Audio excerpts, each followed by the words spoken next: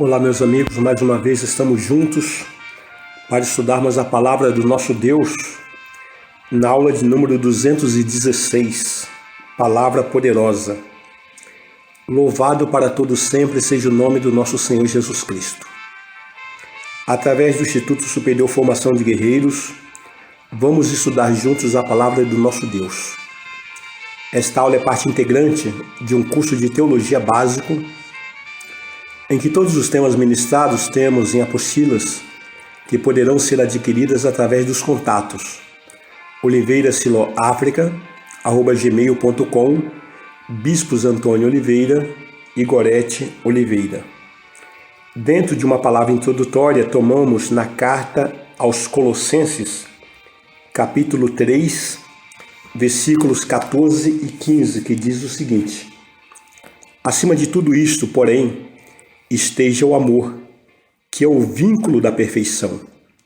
Seja a paz de Cristo o árbitro em vosso coração, a qual também fostes chamados em um só corpo, e sede agradecidos. Amados, percebemos que a palavra está nos exortando que devemos amar acima de tudo, porque o amor é o vínculo da perfeição. Para que tudo se torne perfeito, é necessário o amor. E a paz de Jesus Cristo seja o árbitro do nosso coração. Se nos envolvemos com algo, se estamos realizando algo, se estamos conduzindo de alguma forma, e a paz não esteja no nosso coração, pode ter certeza que não é de Deus. Deus, Ele traz paz, Ele traz harmonia.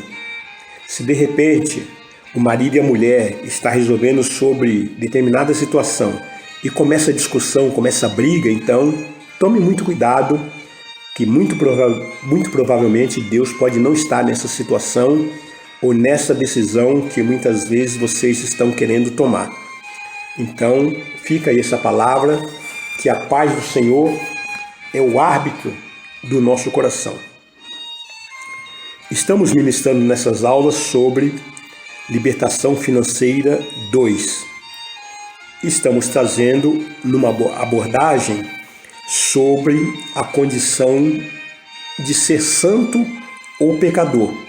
A aula passada falamos vários textos sobre a condição de que nós que estamos em Jesus Cristo, nós que nos convertemos, nós agora somos santos, somos separados. Santo significa separado para Deus. Não vivemos mais uma vida de pecado. Não somos mais pecadores, porque o título de pecador já está encravado na cruz do Calvário. Aqueles que são convertidos, aqueles que aceitaram Jesus como único Senhor e Salvador da sua vida e caminham com Ele. Temos ainda uma passagem na carta aos Gálatas, capítulo 14, versículo 17, Gálatas, capítulo 2, versículos 14 a 17.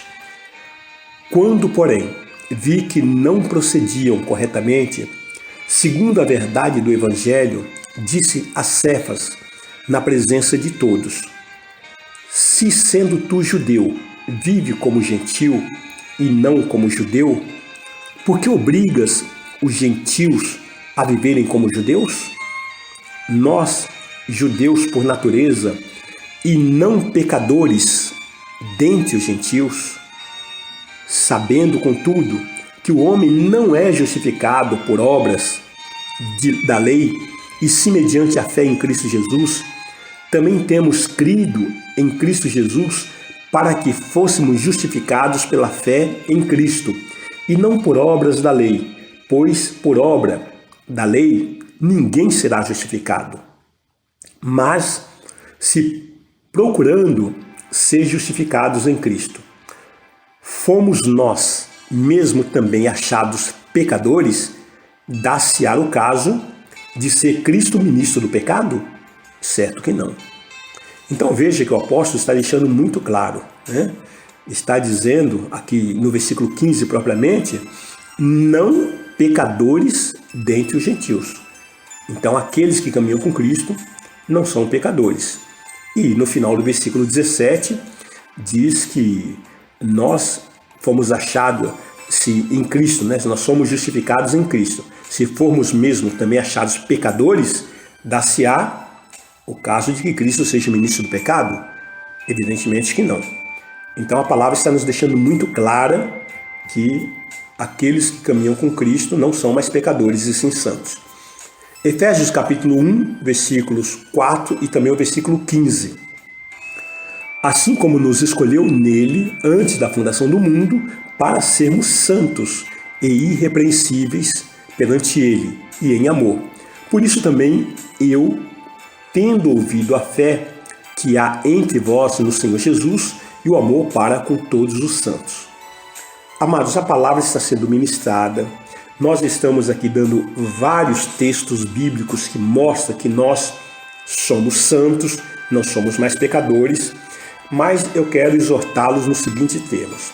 Se você não crer no que está escrito, veja, estou ministrando a palavra, estou mostrando a palavra. Se você continua achando que você é pecador, porque você acha que é uma blasfêmia, achar que é santo, então isso é com você, né? O grande problema das pessoas é se apropriar da palavra de Deus, é se apropriar da promessa de Deus.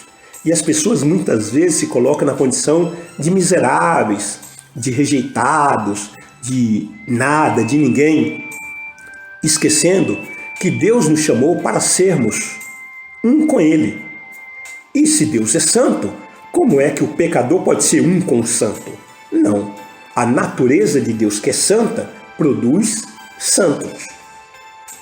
A natureza de Satanás, que é pecador, produz pecador. Por isso que Deus só tem filhos santos e Satanás só tem filhos pecadores.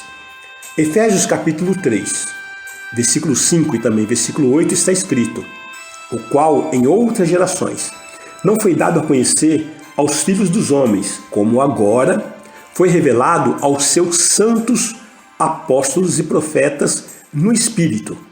A mim, o menor de todos os santos, me foi dada esta graça de pregar aos gentios o evangelho das insondáveis riquezas de Cristo. Ainda em Colossenses capítulo 1, versículo 22 e também o versículo 26. Agora, porém, vos reconciliou no corpo da sua carne, mediante a sua morte, para que apresentar-vos, ou melhor, para apresentar-vos perante eles santos, inculpáveis e irrepreensíveis. O mistério que estivera oculto dos séculos e das gerações, agora todavia se manifestou aos seus santos. 1 aos Tessalonicenses capítulo 4, versículo 3. Pois esta é a vontade de Deus, a vossa santificação, que vos abstenhais da prostituição. É engraçado que muitas vezes nós ouvimos algumas pessoas falar: não, nós somos pecadores justificados. Eu não sei onde a pessoa tirou isso, né? Da Bíblia, evidentemente, não foi, porque não existe pecadores justificados. O que existe são santos, eram pecadores, mas agora justificados pelo sangue de Jesus Cristo, se tornaram santos. Mas a condição da pessoa se manter na condição de pecador e ser ao mesmo tempo justificado, isso não condiz com a palavra de Deus. 1 Timóteo, capítulo... Antes de 1 Timóteo, eu quero aqui relatar 1 Tessalonicenses, capítulo 5, versículo 23, que diz: o mesmo Deus da paz vos santifique em tudo, e o vosso espírito, alma e corpo sejam conservados íntegros e irrepreensíveis na vinda de nosso Senhor Jesus Cristo. Agora sim, 1 Timóteo capítulo 1, versículos 13 ao 16 diz: a mim que noutro tempo era blasfemo e perseguidor e insolente, mas obtive misericórdia, pois o fiz na ignorância, na incredulidade. Transbordou, porém, a graça do nosso Senhor com a fé e o amor que há em Cristo Jesus. Fiel é a palavra e digna de toda aceitação, que Cristo Jesus veio ao mundo para salvar os pecadores, dos quais eu sou o principal. Mas por esta mesma razão me foi concedida misericórdia para que em mim o principal evidenciasse Jesus Cristo, a sua completa longanimidade, e servisse eu de modelo a quantos hão de crer nele para a vida eterna. Às vezes a pessoa pega esse texto e diz, bom, o apóstolo Paulo diz que ele era o principal pecador, né? Amados, vamos entender o que a palavra está dizendo. Vamos entender o que Paulo está dizendo. Primeiro, ele começa a dizer aqui no